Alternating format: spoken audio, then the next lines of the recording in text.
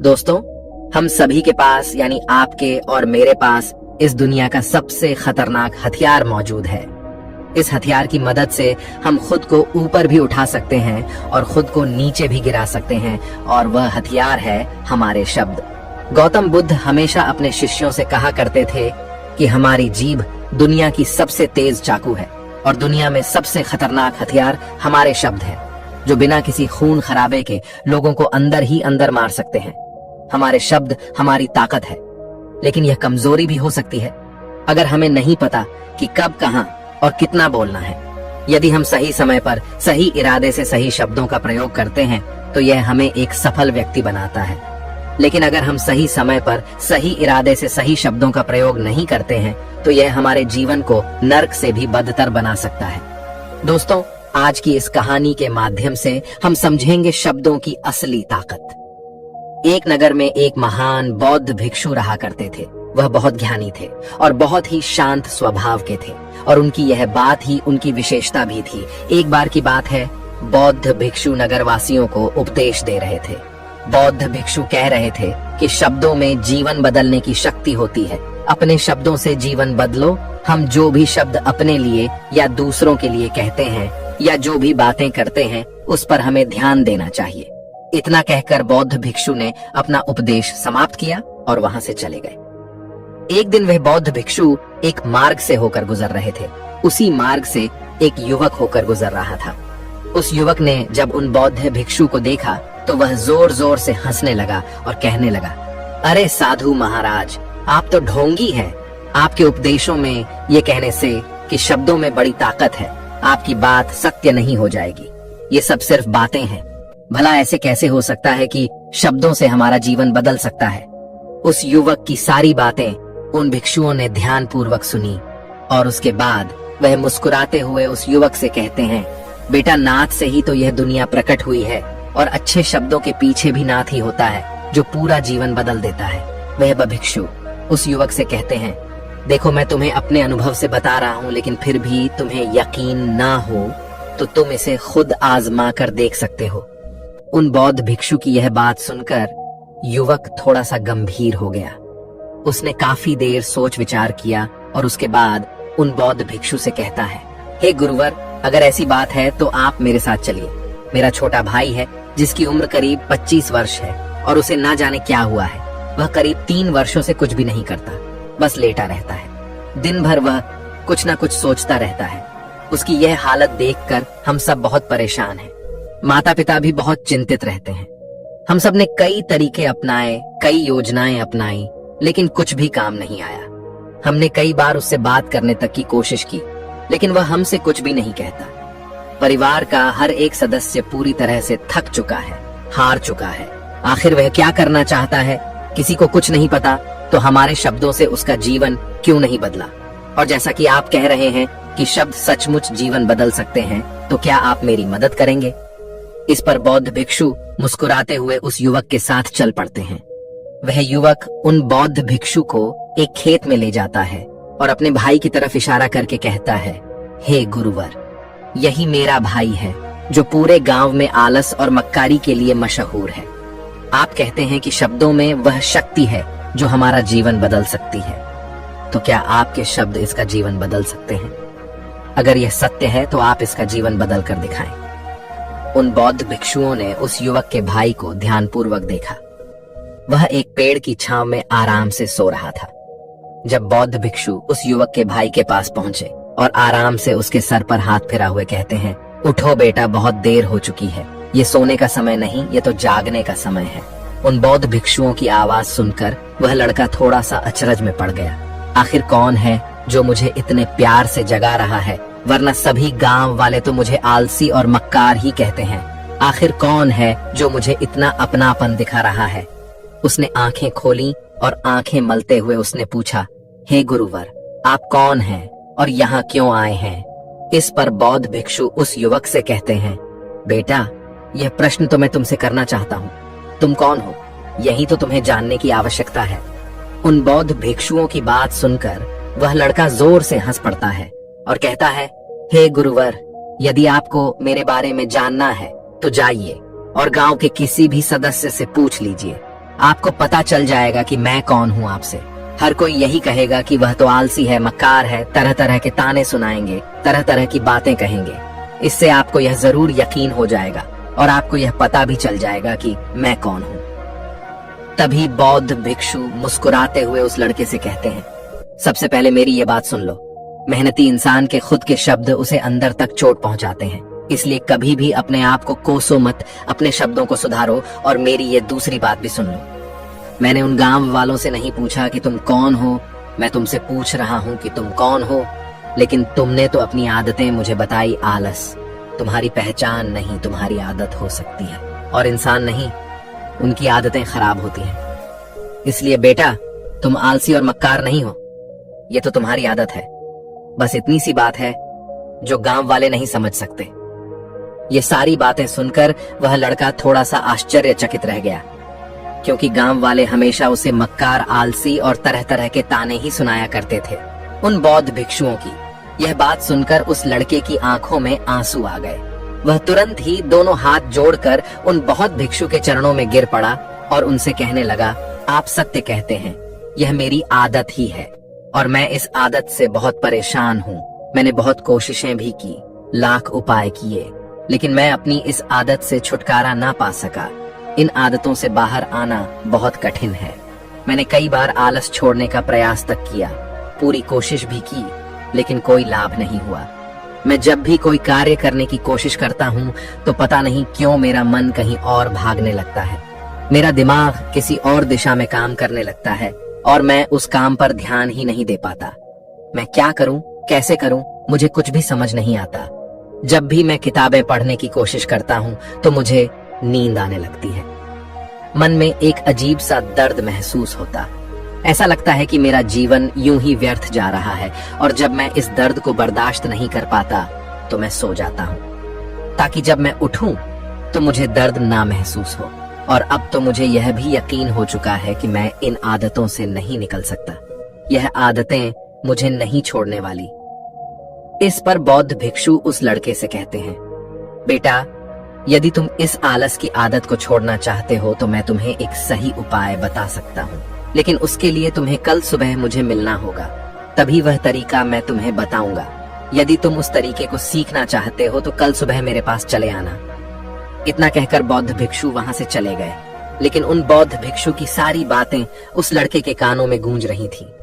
वह यह समझ नहीं पा रहा था कि आखिर वह बौद्ध भिक्षु उसे कौन सा मार्ग दिखाने वाले हैं।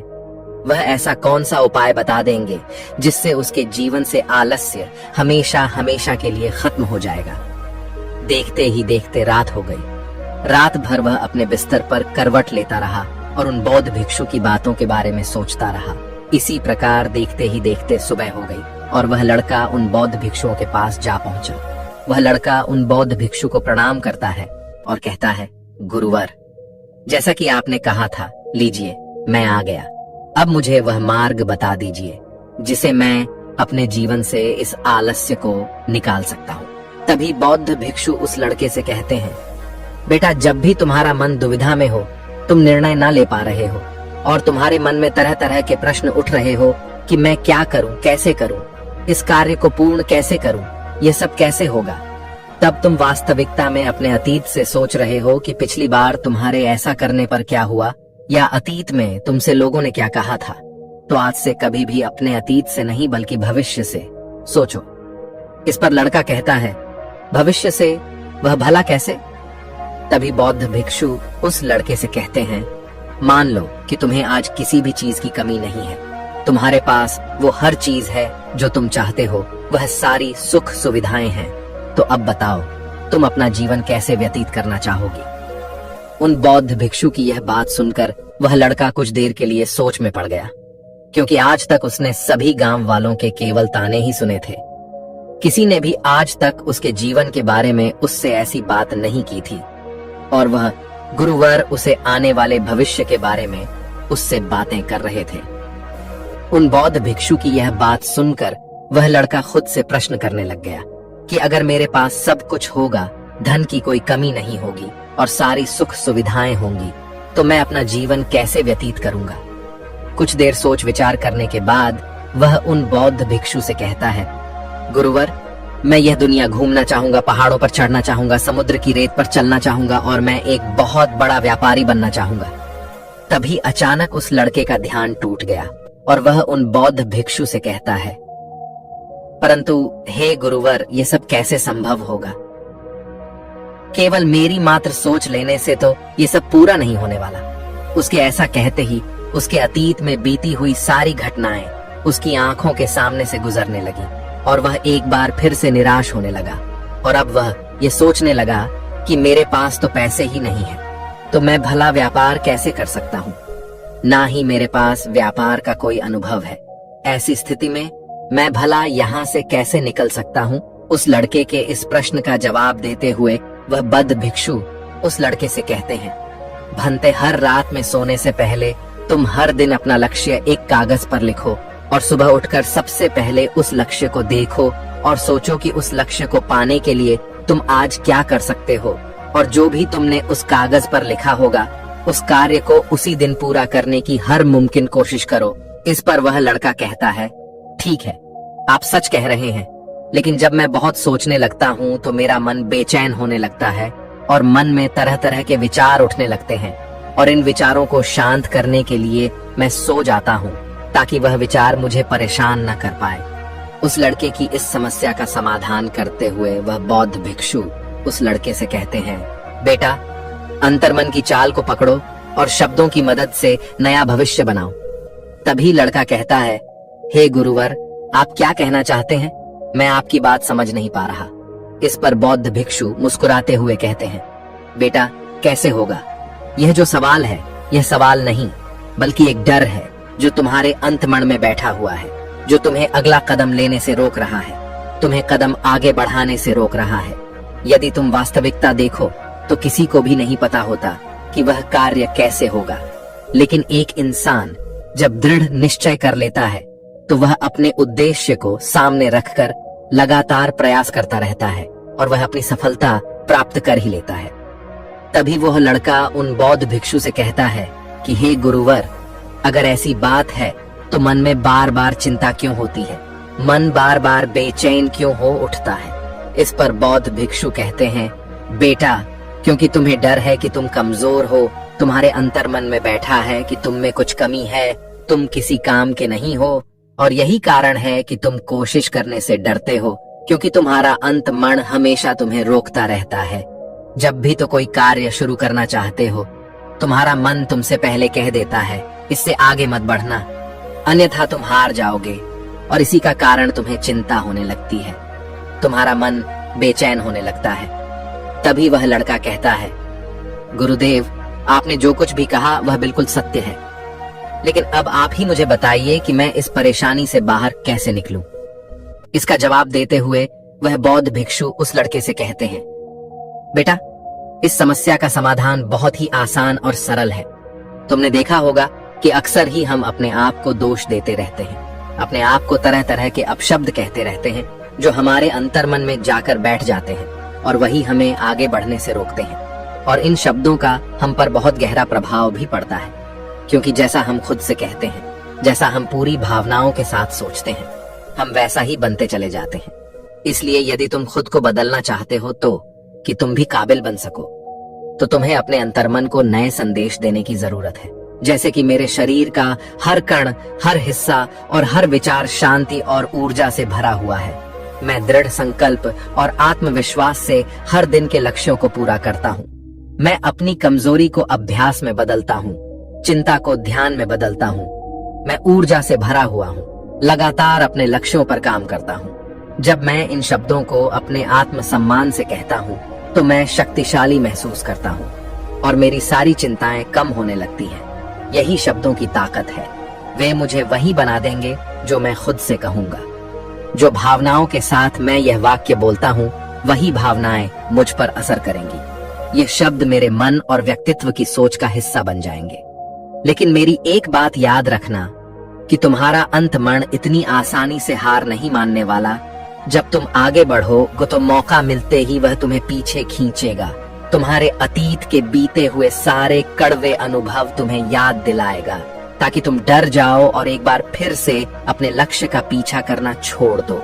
लेकिन तुम्हें इसकी चिंता नहीं करनी है। उन सकारात्मक शब्दों के कारण तुम्हारा मन सकारात्मक विचारों को स्वीकार करने लगेगा।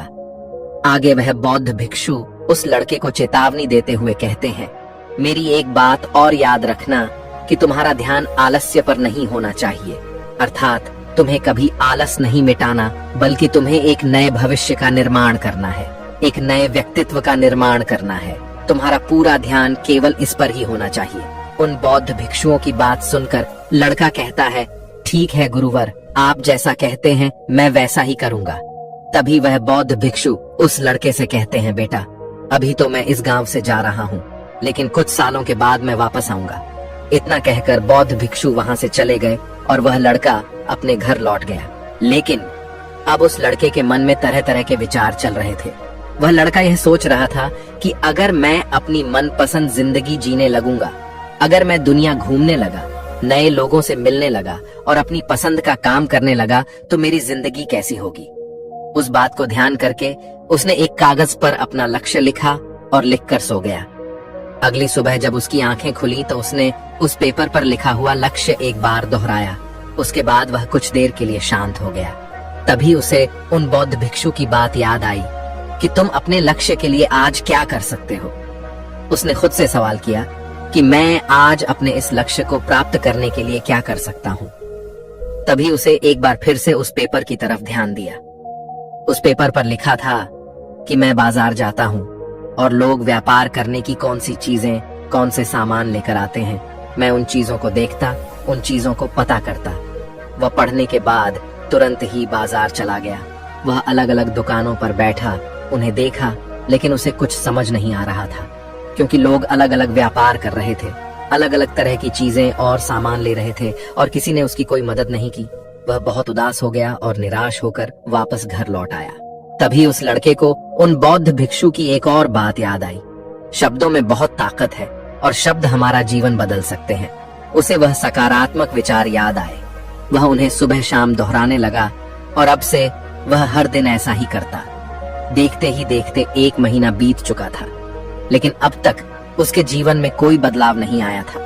अब वह लड़का यह सोचकर निराश होने लगा था कि उसके जीवन में तो कुछ भी परिवर्तन नहीं हो, लेकिन 1 महीने के बाद उसे महसूस हो रहा था कि वह पहले से अच्छा महसूस कर रहा है। उसका दिमाग अब अच्छी तरह से सोच पा रहा है। वह पहले से ज्यादा चलने फिरने लगा है। धीरे धीरे उसे समझ में आने लगा कि जो लोग आगे बढ़ते हैं, महान काम करते हैं, उनकी सोच में कितना अंतर होता है। वे लोग हमेशा शक्तिशाली विचार सोचते हैं। दूसरों की छोटी सोच और डर से वह कभी प्रभावित नहीं होते। जब भी उनके सामने कोई मुश्किल आन पड़ती है तो वह घबराते नहीं, बल्कि उस समस्या का समाधान निकालते हैं। इस समस्या के समाधान पर ध्यान केंद्रित करते हैं और न ही वह कभी किसी का इंतजार करते हैं। वह केवल खुद पर विश्वास करते हैं और तुरंत ही कदम आगे बढ़ाते।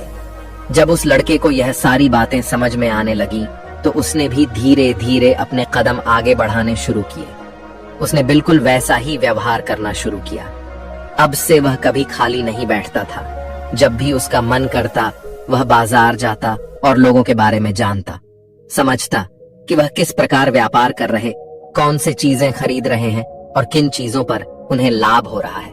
और जब उसका मन करता तो अपने पिता की मदद भी करता था। वह अपने पिता के साथ मंडी में जाता, वहां पर जाकर मोल भाव करता, हमेशा कुछ न कुछ सीखने में ही जुटा रहता है। तभी एक दिन गांव में एक मसाले का व्यापारी आया। उसे कुछ पढ़े लिखे नौजवानों की जरूरत थी जो माल की गिनती कर सके और हिसाब रखने का काम कर सके। वह लड़का अपने लक्ष्य को जानता था कि उसे क्या पाना है। उसे समझ में आ गया था कि इस काम से उसे बहुत कुछ सीखने को मिलेगा। बेहिचक उस सेठ के पास पहुंच गया। वह जानता था कि उसे उस काम के बहुत कम पैसे मिलेंगे, लेकिन फिर भी वह उस काम को करने के लिए तैयार था। अब उस लड़के की सोच पूरी तरह से बदल चुकी थी। अब वह बाकी लोगों की तरह नहीं सोचता था। बहुत ईमानदार और समझदारी से काम करता था।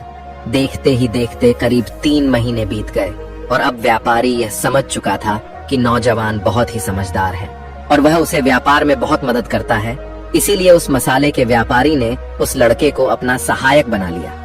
उस व्यापारी ने देखा कि इस लड़के की दिनचर्या सबसे अलग है। यह हर दिन पढ़ता है, लिखता है, सुबह उठकर ध्यान करता है, नई चीजें सीखता है परेशानी आई तो भी विचलित नहीं होता।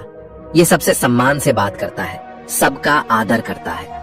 देखते ही देखते 1 साल बीत चुके थे और अब तो व्यापारी उस नौजवान से बहुत खुश था।